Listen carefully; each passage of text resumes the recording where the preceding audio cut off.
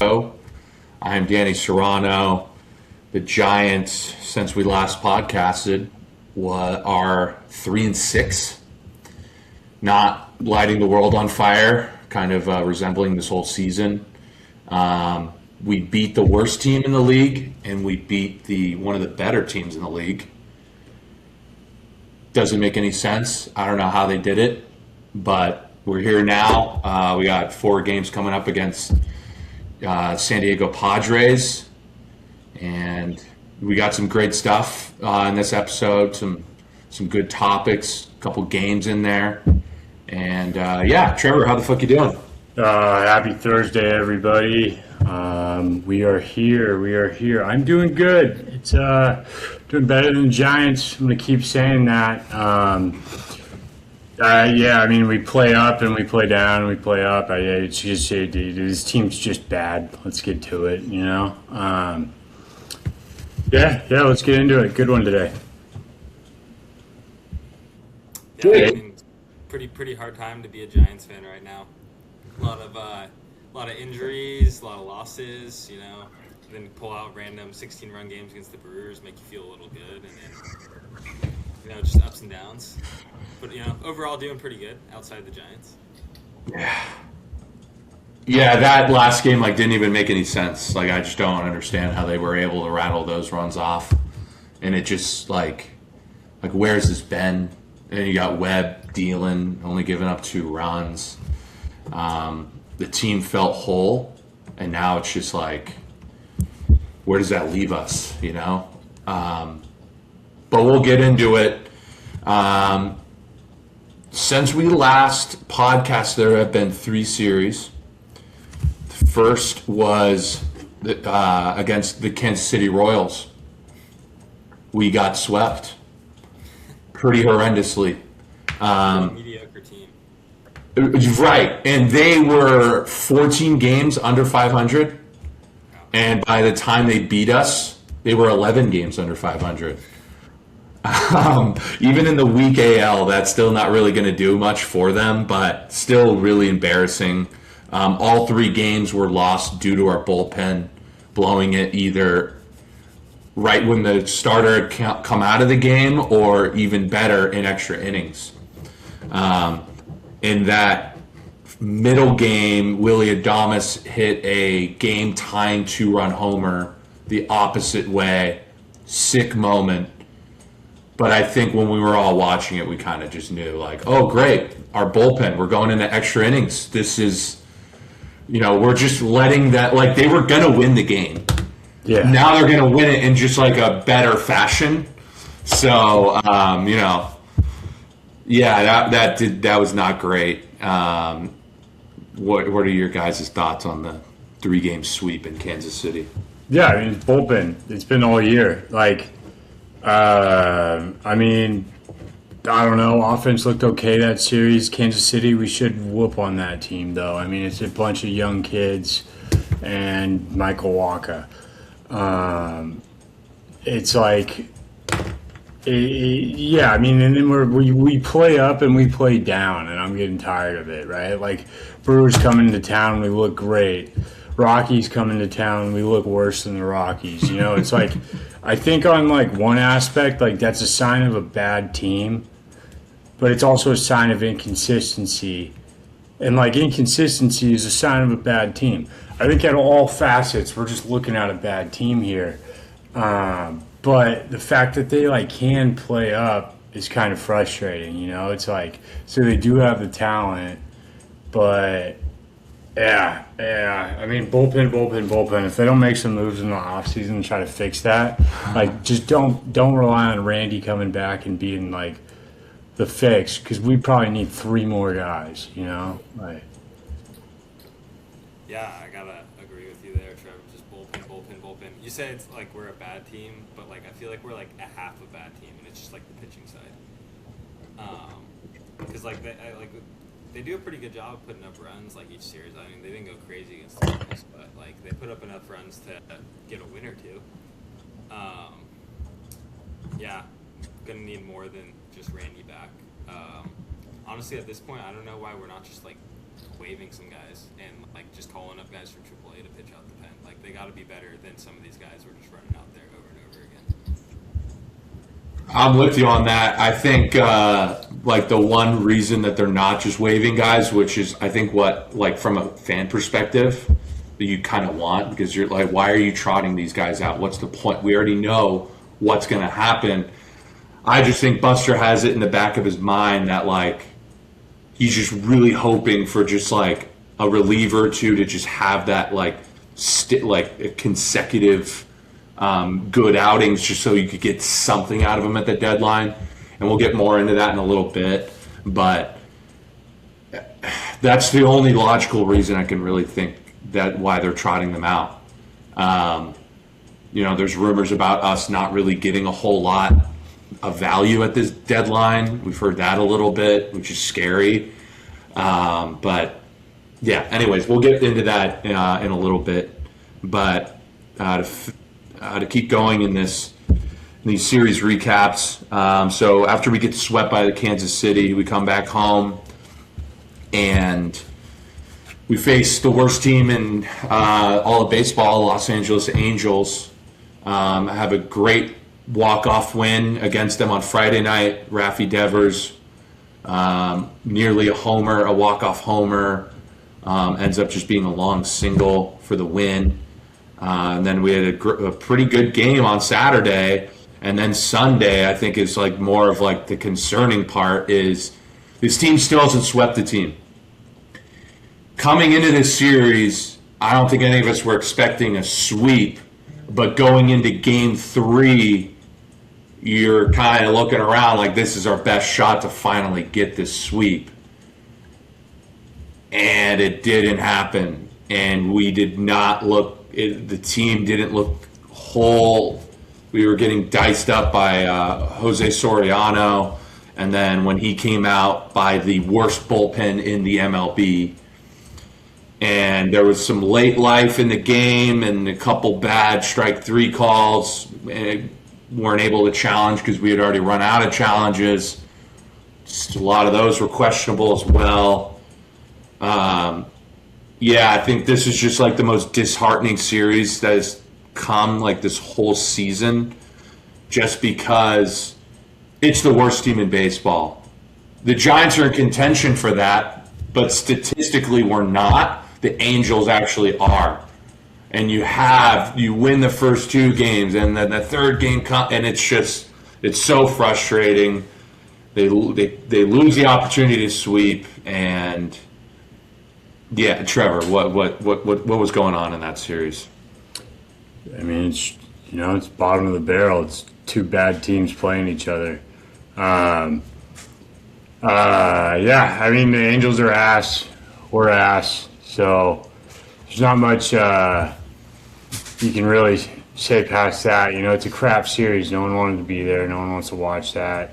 It's cool that Mike Trout was around, but I mean, yeah, like, right? I don't even want to talk about that series.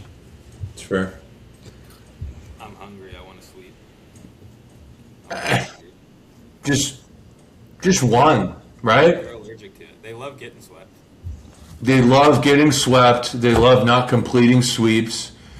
And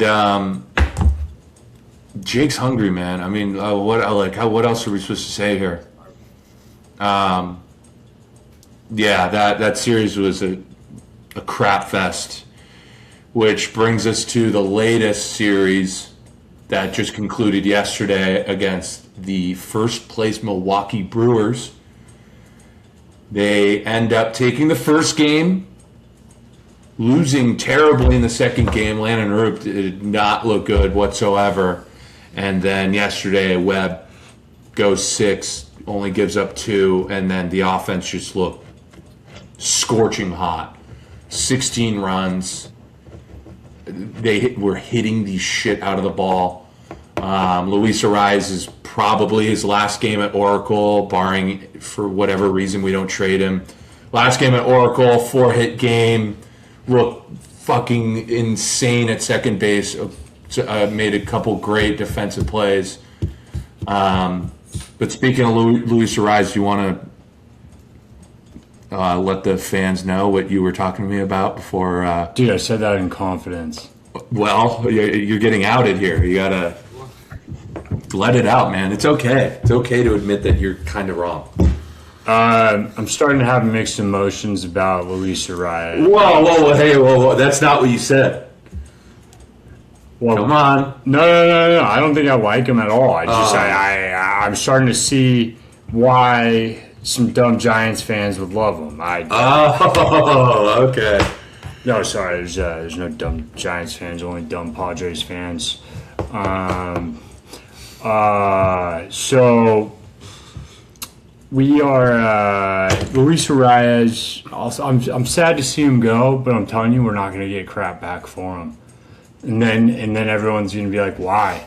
It's because people don't value him because he's not good. So I'll just stand on that again. But he's a good player. He can play second base. I don't know. Yeah. What do we? I don't know. Is that it? Injuries? Is that well, Jake, any closing thoughts on that the Brewers series? No, just like I feel like every year the Giants like have a little like surge right before the trade deadline, trying to like convince the GM not to trade him, and then just sell. Please sell. Don't keep him around. Let's just I know. Don't be fooled, please. Yeah, it is interesting. What makes you guys happy we get out of Luis Arias? Like a young pitcher? Like, I mean, we're not going to get a top tier pitcher. So solid prospect or two. Like, it doesn't have to be anything crazy, but like what's going to happen if like Arias doesn't sign back in the offseason? Or honestly, like it really just doesn't even make sense to toss Arias the contract he's probably going to get in the offseason. So, like, why not just get whatever value you can get out of him now? That's where I'm at. I kind of go back and forth because I do think that there's a lot of players that are being rumored that aren't going to be moved, which almost happens every trade deadline. But I do think with the looming lockout and the potential missing of games next year is really going to impact this deadline. And I think a lot of owners who are supposed to be the hard heads of this collective bargaining agreement between the players and the league, I do think owners are only going to want to trade for guys on expiring deals or on that like 6-year like rookie deal. They're not going to be looking to take on like Chapman or Arias Adames, who are owed these large sums of money over the next couple years because they don't know what's going to happen. And a lot of teams might be scared to take that on because, okay, let's say the Yankees trade for Willie Adames. Then next year there's a salary cap. They're more than likely going to be over the threshold. Okay, so you bring in Adames, then what? Do you have to get rid of him? Yeah, you're going to have to get rid of him and you're not going to get shit in return. So you're going to be trading these prospects in your system for maybe 1 year of Adames, and then it's up to you to get rid of them for pennies on the dollar. So, which brings me back to your question with Luis Arias. I think he's going to be valued a little bit higher because he's on an expiring deal. And they're only going to owe him $3 or $4 million through the rest of the year, and then he's a free agent. It's funny. It's like counterintuitive of how it normally works. Like, yeah, like a 1 year deal, like they don't get valued as high. Yeah. You're not as willing to give up as much because they're going to leave at the end of the year most likely. Totally. But, yeah, I see your point. So, I guess I really hope that Posey's going to try and get the most out of him. But if he has to package him with Robbie Ray, and then that fetches you a bigger package back, sign me up. There's a lot of desperate teams out there who need a fifth starter and a bat. I think of the Tampa Bay Rays. I think of the Nationals, who are a middling team, the Phillies, the Braves. There's a lot of teams out there who could use both of them. So if that's going to net you a better package, put them both in there, and then hopefully you get like 3 or 4 prospects. which are lottery tickets, which is a whole other conversation. But pitching, we just need pitching back.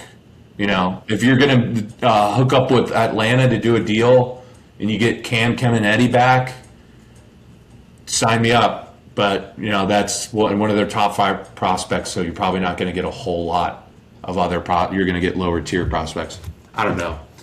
But the whole lockout thing is really throwing a wrench in what we need. And this trade deadline is going to look really, really weird for every team. Okay, so yeah, I agree. It's gonna look weird, but so Luis Arias, Robbie Ray, they're gone for sure. Mm-hmm. Jung-Hoo Lee, is he going?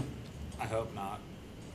He apparently, I saw some reports they're pulling him out. He's not on the block anymore.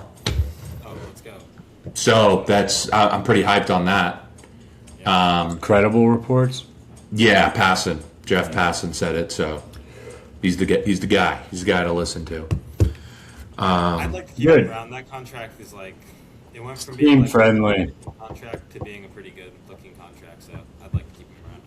Right. In only one season, he was able to turn it around.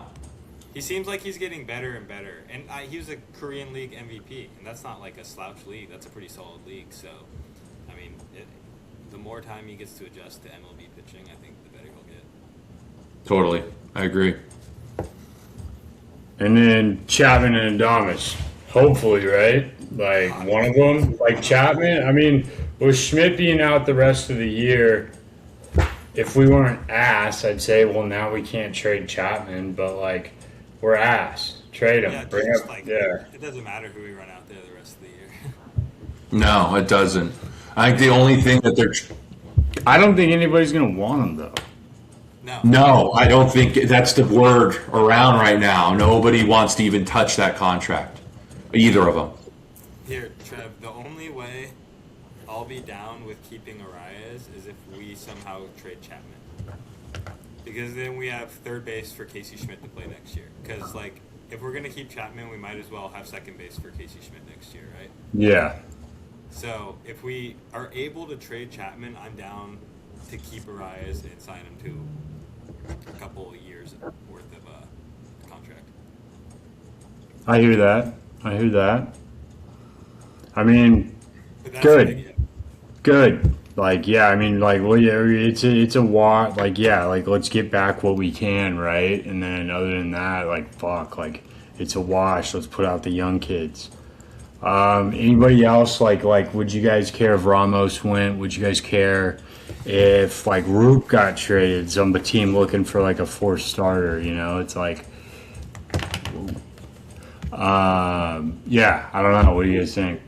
I don't think trading Ramos would be like the worst thing, and I feel like you get somewhat decent haul for him because his contract can't be like too big. I don't really know what it is. The earliest he's a free agent is 2029.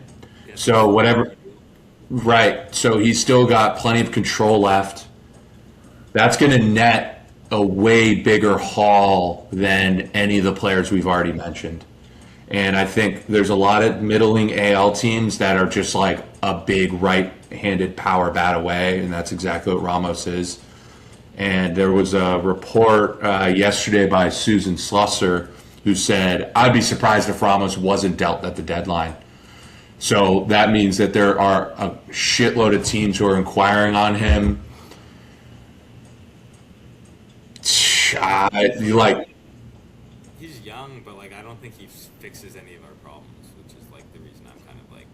Okay. You can find another bat like that around the league, right? Like guys that bat 260 with like 17 home runs and play a mediocre left field. Pretty sure there's like 20 of them in the league. Like, so yeah, I like the guy. He brings energy. I love his bat flips on walks. But yeah, like if we get a good haul, I'm not gonna hate to see him go. I could see him becoming like honestly kind of a beast for another team too. It's hard to be a right-handed bat oracle. I could see him like really breaking out on another squad. And Giants tend to not get the most out of their hitters in the first place too. So it'd be kind of crazy if he went on to be like a 30 bomb guy for another team. big time. And I like kind of what you were alluding to, like weather plays a big factor in a lot of ballparks, especially ours, like not in a positive way. But I think like a team like the Phillies, who have been looking for offense and looking for outfield, they threw out a lottery ticket for Adolis Garcia. I think he's going to come back maybe at the end of the year. But I see Ramos as just like a better version of Adolis. I think he's a little bit more consistent. I think he could run into 30 homers at Citizens Bank Park. There are plenty of teams out there who need a Heliot Ramos, and I think he could really thrive elsewhere. He had great moments here, and I'll always love him. I'll always root for him. But if that's going to better the team in the future, get us some pitching back, yeah, he's got to go. There's going to be some he is like a more of a fan favorite. So he's got that going for him. But I do think that it's just like the better. It's for the betterment of the team in the long run. So yeah, I think that'll do it for the trade deadline. But Trev, did you kind of want to go into the injury updates, or was that? Jake, sorry. Do you want to go into the injury update? I mean, first injury to go over, probably the most heartbreaking one. Casey Schmitt, torn meniscus, going to be out for season, got surgery on it. Pretty heartbreaking. He was in the middle of a breakout year. We all kind of agreed that we thought he would get to 30 bombs this year if he didn't get hurt. You just hate to see it. Hopefully he can come back and keep it going next year. But when a guy's having a breakout year like that, you want him to play the whole year to really get that feel and that confidence. What do you guys think on that? I agree. It would, tragedy. Breakout. Yeah, he was going to hit 30 bombs. I don't have to think twice about that. And we were hearing some murmurs that there was other teams interested in him too. I would have understood why they traded him, but I would have been a little upset too. But man, your heart breaks for him. He's been waiting a long time to stay healthy through a whole season, and this really looked like it could have been. We just hit the 2/3 mark of the season. If he trekked on a little bit more, then it's going to affect his future earning. It's snowball effect, and heart breaks for him. Yeah, I feel for the guy. It sucks. It's fun to watch him kind of grow this year, but I don't know. He'll be back. Hopefully, he'll be healthy, and we'll see it again. Yeah, it's a pretty rough one. But I forgot to say before I started the injury update, we got a lot of injury update right now. So, second one, Trevor McDonald. They said it was a moderate UCL sprain, but then they were also like he's getting Tommy John, so I don't really know why they said moderate. But yeah, another out for season. He was also, not really a breakout year, but he was solid, and he was kind of came out of nowhere. It was a nice surprise. So it's another rough one. He was very hit or miss with the starts. I think he was just still trying to find his consistency. Him and Roop are almost like doppelgangers with the way that they throw and the pitches that they have, and just like the movement on their pitches. So to have two Roops in the starting rotation would have been great, but it sucks. And Tommy John, especially around this time and onward through the rest of the season, is worst case scenario, because you're obviously missing the rest of this season. You're basically missing all of next season as well. So we really won't see him until 2028, and that just seems like such a long time from now. And that fucking blows, man, to put it simply. Yeah, if there's a lockout though, he doesn't miss much, so it's like it's true. I would guarantee it. We'll get to that topic later in the season, probably. Mm-hmm. The next one's definitely got to be the most frustrating. Danny's favorite masturbator. Bader Tots. Yeah, been out for a while with plantar fasciitis, right? But the most recent news is he got in a scooter crash and worsened it. So that's not the thing you want to see. But while I was researching his injury, I came across an old article from 2014 when he was at Florida University, where he also got suspended by the team for a scooter crash. They said he hit a curb and then slammed into the side of an F-150, and they found him unconscious on the ground, reeking of booze. So, I'm not saying that was the case again, but... Guy sounds fun. Yeah, it sounds like a fun time, but, sometimes when... we would have done, but we weren't D1 baseball players, you know? No. I definitely wasn't. He sounds like a fun time, like what Trevor said, but sometimes when you've been on the IL the entire season, you got to dial back the funness. You got to focus on getting back onto the field, which you're being paid $10 million to be on. Just a boneheaded, stupid ass move. Really frustrating. You put $10 million into a guy, sign him to a 2-year deal, then he's hurt. And you're like, okay, plantar fasciitis, not a whole lot you could do there. And Vitello just said to the media that apparently he was supposed to be out for the season before the incident. And then it happened, and then it was just like confirmed that he was going to be out for the season. I don't believe that whatsoever. I think that's bullshit. But he's got to defend his guy. But the front office is apparently looking into the accident. So I guess we'll stay tuned on that. We'll see whether they can void part of the contract, or I don't necessarily know how that works, but. Not great, man. Fucking not great at all. Yeah, they should just have something in their contract about scooters. They can't ride motorcycles. They can't go skiing. They can't go wakeboarding. Why can they ride a Lime scooter around? This was preventable. But on the other side of it, I was telling Danny earlier, who cares? The guy, he played 30 games for us. He's a bum. This is just media to get us away from the fact that we suck. Mm-hmm. It's just a distraction. Jake, I got a question for you. How many plate appearances do you think BADER Tots had this season? 100. 111. 111. What do you think his batting average was? I think I saw it was 160 or something. 170. 170. So when he was on the field, he was lighting the world on fire, at least, If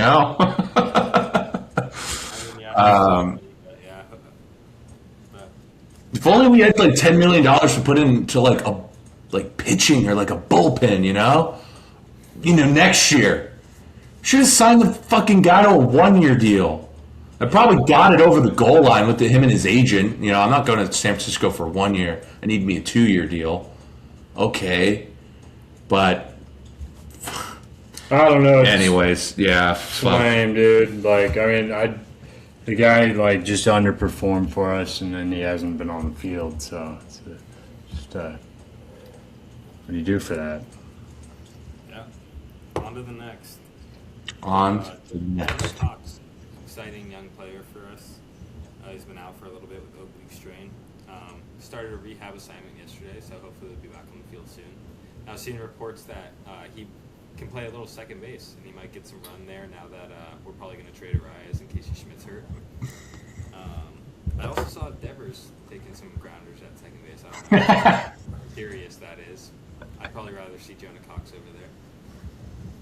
I don't know if this is true, but I know a lot of other teams' scouts will go to scout around either AAA or the majors to see who they want to trade for. I think that was a total hey, you can also play second base too. Hey, seeing his big ass over there at second base was just what the? But this looks so wrong. What are we doing? Oh my god. Yeah. So Cox. And then last one I got for you guys is Matt Chapman. Been out for a while with an abdominal strain. He's supposed to return this series against the Padres. It's a little bit of a bummer he didn't return to give a little more show before the trade deadline. See if he can get his value up a little bit. But I guess if we don't trade him, it's good to have our third baseman back. He's an anchor over there, even if he can't hit. So, what do you guys think? Yeah, this is. I don't think it was reported what game he's coming back, but 4-game series. Hopefully, it's like Saturday, Sunday, whatever. Me and Trevor actually going to the game tomorrow night, so if he returns then, that would be pretty cool. But yeah, no, I'm kind of with you. He didn't really get a chance before the deadline to bolster his trade value. But at the end of the day, he does have a no trade clause, and his Scott Boras, his agent, came out and said it's not fucking happening, basically. So, yeah, I mean, I love him. It's just, sometimes it's hard for him to stay on the field and just like find like a consistent hitting groove. But yeah, glad to have him back and for him to lead this team. Hopefully he can turn around the season and not make it like a historically bad season, but I fear that is coming. Yeah, I don't know how much Chapman's going to help. Yeah, hopefully he can just be a leader, right? Like, you want him to be a good example for the young kids, but yeah, I don't know. Lots of words from Trev on Chapman. Yeah, that's it. That's what I got for you guys for the injury update there. All right. More than you want to hear out of your team. Yeah. Out of a really bad team, too. It's like, who's coming back to save the season?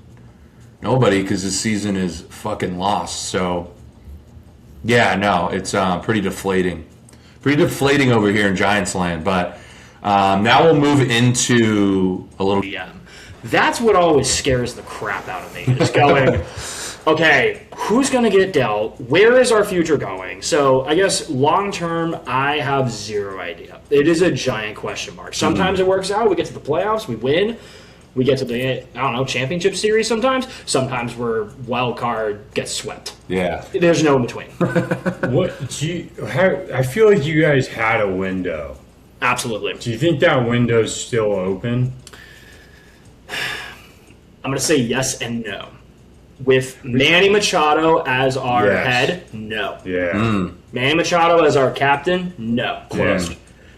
Give it another 3 or 4 years. Jackson Merrill, maybe get a couple of younger guys in, like one of our big prospects that we're all hyping James up as. Wood, hypothetically. Yeah, that would have been nice. Oh, C.J. Abrams starting the trade. Oh, wait a minute. That would have been nice. Hey, where do we know those guys? Yeah, what about Mackenzie Gore as your Mackenzie Gore. I heard that there was this really good kid, shortstop. Switch hitter, right? Yeah. He's It's, pretty good. that's right. DeVries. Yeah. DeVries. Yeah. No. We literally traded away our window. And that's the shrug, that's the part that pisses me off. Mm-hmm. Is like, I get that we got to win now, but like something that you guys are talking about when I kind of walked in a little bit was, because the looming lockout of this year is going to be so interesting from like a psychological standpoint of what do teams do. Yeah. Because everybody knows there's going to be something. We don't know how long it's going to go for, but it's looking like, again, if I was a gambling man, I would put money on that there's going to be a lockout this year. Oh, I would put it like on more than half of the season. I would, and this is to my point, I think we go the full season. This is going to be, it's a stretch. I don't want to see it, but with how Really? I think we don't see baseball. You know, this year. I like that. Like, if you're going to lock out the fuck out. Yeah. hard. Yeah. As a baseball fan, I don't want to see it, but like I totally understand between the two unions of like, dude, the owners are stubborn. And so the players are fucking like they are not going for a salary cap. That's not happening. And like that's where like so in my day-to-day job, I work in HR, and like some of the work that I do also intersects with legal. So like I work with unions, and like trust me, in every job where there's these kind of CBAs, it is never pretty. It is never pretty.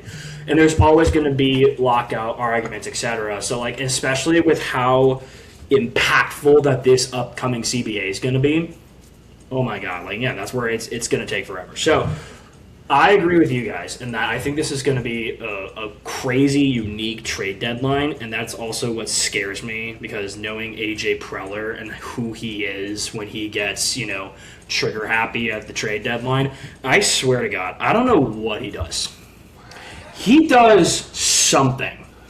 Like, if it ain't the lines, if it ain't some shrooms, if it ain't some, Aaron Rodgers specialty, some wet. Everyone go, like, we all just take a collective deep breath as a diehard Padres fan that actually watches all this, not just passive fans. We all just take a collective deep breath, like the last 48 hours going to the trade deadline, going, who's he going to trade away now with the future? Because literally, you guys have made the point of for every year that we've traded away our, these top prospects and they end up becoming all-stars, right?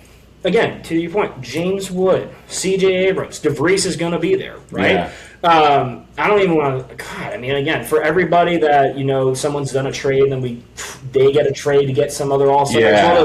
When you look at the who the Padres could have had, oh my God! Again, we could be the Dodgers without having to spend $500 million to get the team. Besides Shohei, because we had that player development, we had that prospect. But at that same time, that's where I go. It's a giant question mark. Yeah, and I think like the trade for Soto, I think every team does that trade. Yeah. I just think with how all of those the majority of those players have panned out, and a couple of them have been traded away from the Nationals, a couple of them still there. They pop up in rumors all the time. I just think when you guys landed Soto in 2022 and Josh Bell and Brandon Drury, that was the year, and you guys went for it. That's what every team wants. That was the year to really do it. Mm-hmm. And then the Phillies came along, and that series was a really good series. Oh, yeah. But then 2023 happened, and that was a really weird year because you guys were supposed to win the West and all this stuff. You guys get Xander Bogaerts. Now we go. This is going to be the year. Then you guys miss the playoffs. Mm-hmm. Then you guys trade Soto. 2024 rolls around. He goes to the Yankees. That whole thing. They lose in the World Series. And no, it was weird because what you guys got back from that was essentially Dylan Cease, because you guys traded. Yep. You guys got Thorpe and Michael King and a couple other guys, and then you flipped Thorpe and one other person for Dylan Cease, who was awesome for you guys. 2024, you guys face the Dodgers again, nearly beat them, then you lose. So the window, I feel for you guys is still there. Yeah. It was very open when Soto was here, and then you guys still made moves, and the window's slowly shrinking. It's definitely still there. I can see a run out of this team. It's just you got to make the moves, and the farm system isn't there right now. No. You guys depleted it for Mason Miller, which again, you got to make a trade like that. Yeah. He's got so much control under him. You could still flip. There is a world you could flip him at the deadline and get a lot more. That's exactly what we're thinking of. Yeah. They said, I heard some crazy thing come out of there. It was you better be willing to trade anybody in your organization if you even want to talk about Miller. For sure. For sure. And but you guys still have so much depth in your bullpen. By far it's the best part of your team, right? Absolutely. So you got Morahone, who's on an expiring deal. Estrada. But Jason Adams. Do you think you can get back enough for Mason Miller to make up for what you gave away for him? I think top tier closers are overvalued right now. I do. I think so? Some team would be dumb enough to trade Leo DeVries again for Mason Miller. Right? Yeah. I don't think it was that bad of a move. We bag on the Soto trade. They got kind of unlucky where 3 of those prospects panned out to be good all-stars. It's that prospect is it's like a 30-70 chance of if they're gonna pan out. So like, and pan out, especially to the James Wood level. Like that's CJ Abrams is like the fucking best shortstop in the league right now. He's on a tear. Like, so like as a Padres fan, what upsets me, and this will give you some like context of like why I have such trust issues in life is because of the Padres. all right. Because Next week we'll do no, but seriously, like, so again, I like me and all my boys. We all grew up playing baseball. We all like. I've got friends I know that either play in the minors, some of them are in the majors. Like, all this to say, no, seriously. Throws it in there. No, seriously, I do. That's subtle. Okay, but like, here's my point. I would like to say that I'm fairly knowledgeable, and not just me, but also like my collective friend group is very knowledgeable. That's why we have you on. You're the expert. Thank you. Yeah. In case, Come on. yeah. You don't want to sell us. Experts don't like to give themselves credit. He's an expert. He's an expert. But we knew, like, when we did that trade for Soto, and like me and my friends, we were literally talking. I remember this so vividly because I can tell you where I was sitting at my office when we were talking about this, and we knew the Soto trade was like. It's like 9/11. No, seriously. I remember where I was. I remember where I was. But we were sitting there. We were sitting there so scared because we said, AJ, don't do something you'll regret. And I think we all, when we saw the load, we all went, oh God, because we knew. Busted a huge load, big time. Yeah. Yeah. Well, because we knew like, CJ Abrams was gonna be a great. Like, it showed. It showed. Mm-hmm. And to me, why, like, CJ Abrams, again, James Wood, Robert Hassel, I would say, even though he hasn't panned out yet, I think there's still a window for him. And maybe, again, he's not the top thing. But ultimately, we knew that going, okay, if we don't win right now, we just gave away our future. Yeah. And it's like, again, now, literally, we said this, 2-3 years later, the Nationals are going to be really good. Mm-hmm. And here we are. Yeah. So it scares me to say, like, we know that we have, like you said, we still have some farm system, and that scares the bejesus out of me, thinking, are we going to try to go for a run again, selling the future to win now? And honestly, I don't think we win this season. We're not even close. The NL is such a tough. It's the hardest league by far. Yes. Because there's so many middling teams that are like 2 or 3 games out of a wild card, where you're like, I could see the Pirates going on a little run. If they get a bat or two at the deadline, they could easily squeak in that third spot. Yeah. And so this is kind of going to lead us to our first question here. Long term, do you think that the Padres have like a better future than the Giants do right now? Because as you mentioned before, there are some contracts that are bogging both teams down. Yes, they are. And they're all in the lineup, by the way. Yes, they are. Shortstop, third baseman. Right. Yeah. Both teams. Just Both teams. hold, and just, in the Tatis contract, I think, that's a little bit better. But Machado, Bogarts, Chapman, and Adames, those are some rough contracts. But like, given that, like, who do you think? What team do you think is better, like, suited for the next couple years? See, and to your point, because when I walked in on you guys talking about this, is I think what I honestly say it's a 50-50 split, because I think it's all about leadership. I think who in your clubhouse can get everybody in line going in the right direction. Mm-hmm. And I think being able to commit to that, okay? So the reason I say 50-50 split, I think when I look at head coaches, you guys have Tony Vitello, we've got Craig Stammen, right? I can see both of them being really good leaders and kind of getting everybody behind them. Like, Vitello, Tennessee, has shown. Both kind of like first-year cats. Right. Yeah, exactly. Right? Totally. So, like, that's where me knowing, like, how my personal experience is playing sports and, like, where teams went well and where they certainly didn't go well was the leadership, not just the coaching, but also, like, who are your leaders in the clubhouse. Right. Machado can't be a good leader. And here, I've been saying this for a while, and I got a lot of slack from my Padres friends for this, but I think it's starting to show. I have said this for a while that I think Manny Machado is a cancer.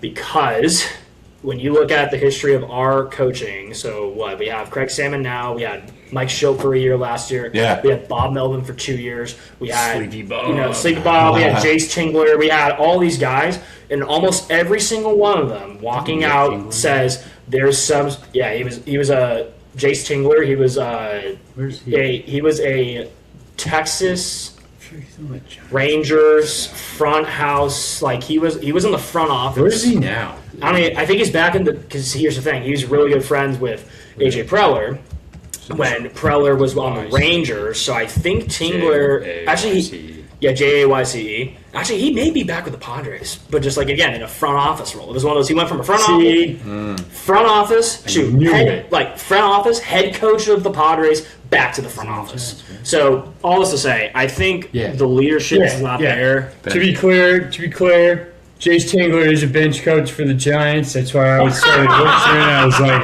I swear to God, he's a Giants coach, right? Like, Oh, that's hilarious. Yeah. So he's on our staff now, but But yeah, when you look at like again, leadership is what will set which teams apart. Because when I think back to your guys' run, who'd you guys have in the clubhouse? Buster Posey. yeah, Right. Case in point, Buster Posey, and like no matter all Aubrey those. Huff. Aubrey Huff, yeah. Even just like that. Oh, yeah, he was big in the clubhouse. Even just on this last run, we had Posey, we had Crawford, we had Belt. Those are like Legends, Giants legends. Yes, because yes. they were, because of the point, they're so well respected, right? Every single person leaving the Padres clubhouse at the end of the year says there's clubhouse culture issues. Yeah. Well, who's the only person who's been here long enough to be able to have that streak? Right. Manny Machado. Yeah. He's already had a history of being, kind of a dirty player, so to speak. Right. Mouths off. There was even murmurs of when in that weird season you guys had in 2023 about either like Machado and Soto not getting together, and now you're hearing a lot of stuff about Soto with the Mets and Lindor and all this. So it's like Soto was another having too. those two guys in the same clubhouse, and then having like a Xander Bogaerts who's like he's a veteran guy, he's a great clubhouse guy, and then to be like, well, this isn't my team. I signed a fucking big contract, but this is Machado's team. This is Tatis's team. I don't know. So that's it. I only think I think it works with the Dodgers because they have all these stars, but they are outshined by LA in general, right? Like they're not the biggest stars in LA. Fucking Manny Machado was the king of fucking San Diego. Has been. Has been, and then Juan Soto Fernando. comes in. Yeah. And Fernando comes in and kind of starts raining on his parade. I can see how he gets grumpy, but like still, I mean, like why Posey and like Belt are so respected because they won. Like if Machado goes and wins, he would be the king of SD, right? And like you beat statue. They put a statue out in front. So like, guess who's got the statue? Tony Gwynn. Never won. Never won shit. Never won. But also revered as one of the best hitters of all time. And a good guy. And a great guy. Yeah. And again, that's why, and to give, again, the Giants credits, and like also, as much as I hate to say it, but like looking at the Dodgers going, okay, guess what? You got Freddie Freeman, you got Mookie Betts, and obviously you got Shohei, right? Yeah. You got guys going in there, no matter who they grab, which they will always grab somebody, they'll bring somebody up, but guess what? They got the veteran leaders that are so well respected that everybody says, this is it. Yeah, I think ultimately it's more of like an ego thing. Yeah. You're Manny Machado, you think you are the best and whatever, and apparently he's not into statistics either, which, right on, dude. Yeah, exactly. Cool, man. In the most analytically driven sport probably in the fucking history of mankind. When there's a guy who is younger and better, is like all of a sudden, no, this isn't like that. I can't let this happen because I can't let another better guy on here. The Dodgers are good because the Dodgers have Betts and Mookie Betts and Freddie Freeman who are like Shohei Ohtani come aboard. Can you imagine if Shohei went to San Diego? Machado would be fucking beside himself, you know? Like that. But Jake. Yeah, we've been. Jake. Hey guys. Who, like, in the long run, let's flip this question over to you. In the long run, Giants, Padres, who do you like more? Why do you like one team over the other? I fucking hate the Padres. Okay, I don't like the Giants. I'm gonna go Giants. Just the reason being because that Manny Machado contract is just like so bad, just so bad. And then you guys also like that Mason Miller trade, so bad, just so bad. Well, the Machado has how much? It's an absurd amount longer because I feel like he's been a Padre for like 8 years. It's like He's still got like another 2 or 3 years. No. It's way longer. Until he's age 40. Him and Bubba get paid until age 40. So they're on payroll until they're 40. Right. But I guess I'm thinking of how much longer are they like playing on their contracts? Like, are they actually still a Padre? In uniform on the field. Got it. So, because I think, and I mean, again, like you guys have talked about a little bit of the actual. The CBA, the lockout. Mm-hmm. It'll be interesting to see how current contracts play into that because Padres are one of those teams too where we have quite a lot of again big contracts. We're like the Dodgers and like, hey, if you go over the contract, like what do you do, et cetera. So we'll see. I've got different thoughts, but yeah, you're right. The Machado contract They sucks. still owe him 7 years and $273 million. And this is after he signed another extension with them too. So it was supposed to end in like 2 or 3 next years, year or a year after. The original contract was a 10-year, $300 million deal, which was like, Bryce when he signed with the Phillies, it was also like a 10-year, but Bryce got like an extra $10 million or something. Right, because they signed in the same time. offseason. Yeah, exactly. Yeah. So it's like, okay, these two guys are there for forever. Right. And then we signed Machado for extra years. So, but yeah, now we're absolutely biting it in the ass. So we're fucked. But again, to the point of, hey, does Manny be the clubhouse leader? Or I think no. So like that's where I say, maybe something can change because Preller, again, is going to go meet up with Aaron Rodgers and do some crazy ass shit, and then come back and pull the weirdest shit out of his ass again. When we got Mason Miller, I'm sitting there going, oh my god, we got Mason Miller with the control that we have on him. Yeah. So I absolutely think, again, anything is possible, especially when, Preller is on his lines or whatever he's doing. But, if I'm looking at who do you have experience-wise, culture-wise, leadership-wise, it's not about just the players. It's about who you have surrounding that. I would actually say, again, Giants are having a down year, but if I'm looking at the next 10 years, you guys are more primed. I think we're not in a bad position, but like you said, we are talking about our windows closing. It's not with Machado at the head. I think, if anything, it's going to be Jackson Merrill at the head. How old's Tatis? Like 20, 25? No. 24? Really? Tatis is young. young? Tatis got brought up in 2018. I think he was like 17 or 18. Like he was like a Bryce Harper type. So I want to say he's still in his mid. 27. Is he really? 27. Okay, but still, he's still young. Still, he's young. He's young. Guys in his prime is like 28, 33, right? Yeah, exactly. Yeah. So he's got time, but also just knowing everything that we've learned, everything we've learned thus far tells me I don't think Fernando's the guy to lead. So I'm going to give you guys, as much as I hate to say it, and just also knowing the curse of San Diego sports, where we just cannot win a major professional championship to win our lives. I'm going to give it to you guys. You guys have won it before. And you've got guys who know how to win. So we're still looking for that. I'm not going to lie. I'm pretty done talking about the Padres because I just hate them so much. So you're choosing the Giants in a better window. That's yes, what I gather. 100%. Okay. Yours is opening. I'll give you that. Yours is opening. Oh god, if it's opening, we are fucked. But let me be clear, not like maybe We're a not. few years away. We're years away, but that's what I mean. We're a year away from being a year away. Yeah. It's great analysis. A year away from being a year away. But it does make sense though. Because I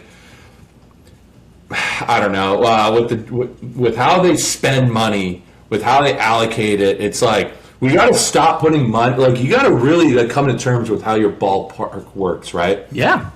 You got to think back to when Posey was winning championships.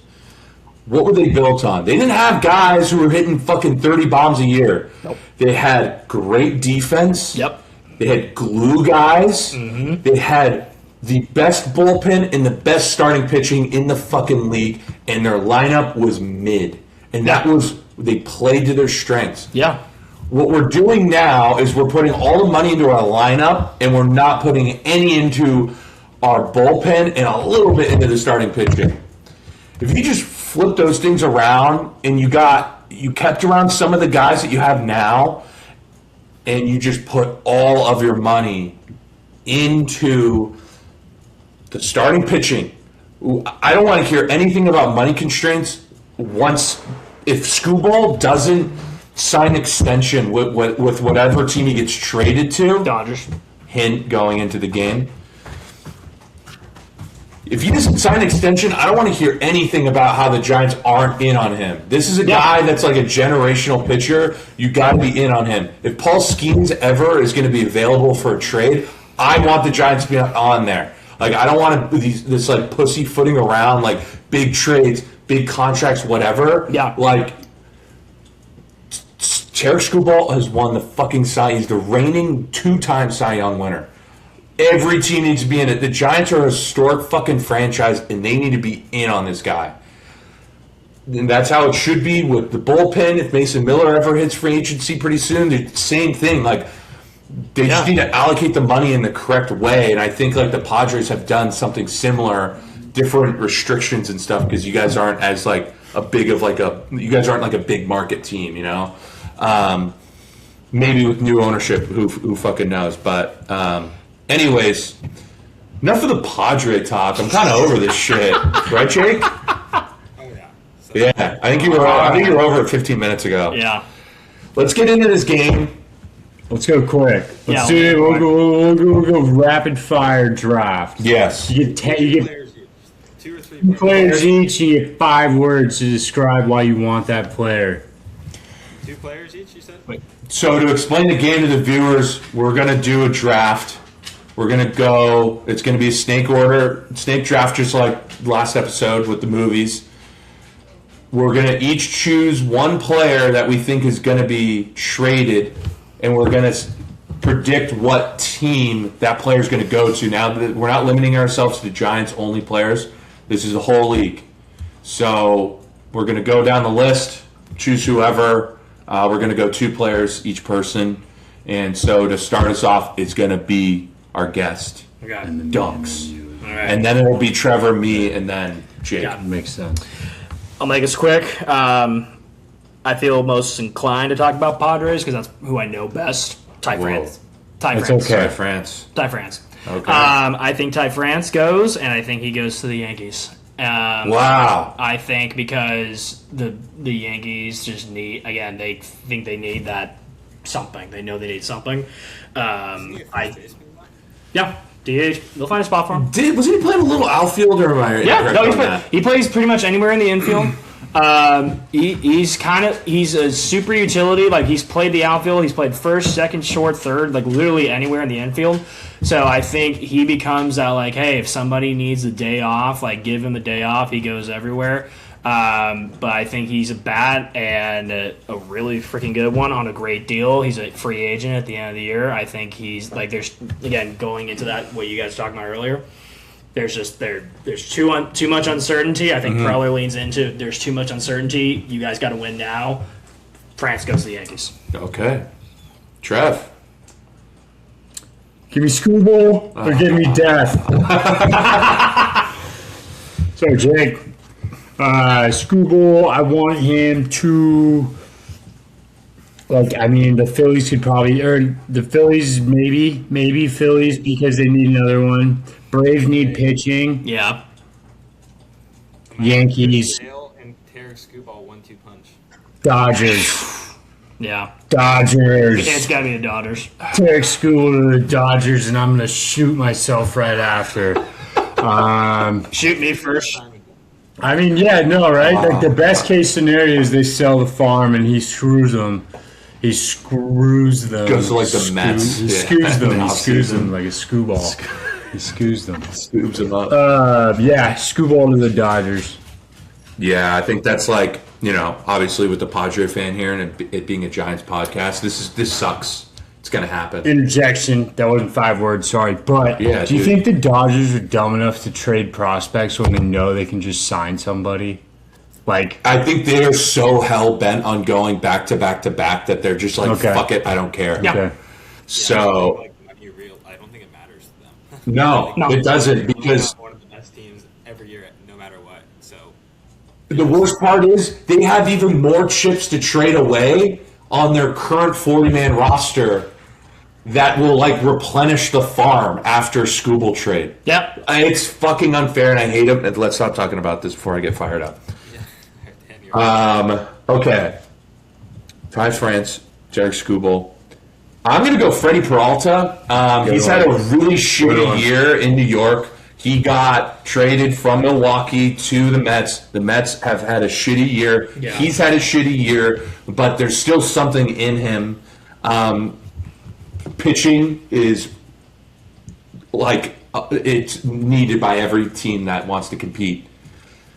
He's always had a better second half too. So I mean, like a team could see that and go swoop him up again. Dude, I would love the Brewers to go grab him again. That'd be sick. Okay, so at first that was kind of who I like. That would be funny, just to be like, hey, you give us back our guy. We'll re-tap into him, fix him. and we'll make him the Cy Young caliber pitcher he was, who you thought you were getting. I'm actually gonna go with the San Diego Padres on this one. If you guys really want to like go make like you guys need pitching, Walker Buehler's been shitty. Yeah. You guys have needed starting pitching for a couple years now. It's another rental. You wouldn't have to give up a lot for him. You'd have to give up some, but it's not going to be like a king's ransom or anything like that. He's got an expiring contract at the end of the year. I think this is a guy that has a lot of playoff experience. He does. And I think this is like a perfect guy that just fits the mold of the Padres. He just seems like such a Padre to me. If we go all in, which I think is what Preller probably does, because we're on a 5-game win streak right now. Yeah. Hey, we got the future. Oh, Yeah, and If you're going into a 4-game series with the fucking third to worst team in the whole league. So Who's that? I think Colorado it's Rockies? it's the yeah. playing the Rockies. It's the fucking Giants, man. God damn it. I feel inclined to go with the Giants player here, so I'm going to go with Luis Arias. Got to trade him. I think the one team that like maybe will like overpay for him, so I'm going to go with them, is the Yankees. Yep. They have a spot for him. They tend to overpay because they're the Yankees. They're like the Dodgers. They can just kind of toss stuff out and like replenish it with their money later on, So that's my first pick, Arias to the Yankees. Hope it happens. My second one, I'm gonna go with. I don't really know why the Nats would want to do this, but they've been talking about how they want to trade C.J. Abrams. So I'm gonna go with C.J. Abrams for my next one. Don't know why they'd want to do it. I've seen a lot of teams don't view him as a shortstop; they view him more as a second baseman. Defensively he sucks. But the one team I could see him going to and probably maybe playing shortstop is maybe the Red Sox. I've seen their buyers. Yep. I like that He one. would be happy about that one. I'd be stoked. I don't really honestly know why the Nats would want to trade him. I guess because his value is like really high right now, and like he's a degenerate gambler. But he's having a year. The Red Sox would have to give up a package for him, but that would make their lineup looking pretty nasty. I like your picks. I wonder if we would get Jazz back for half a season. I fucking hate that guy.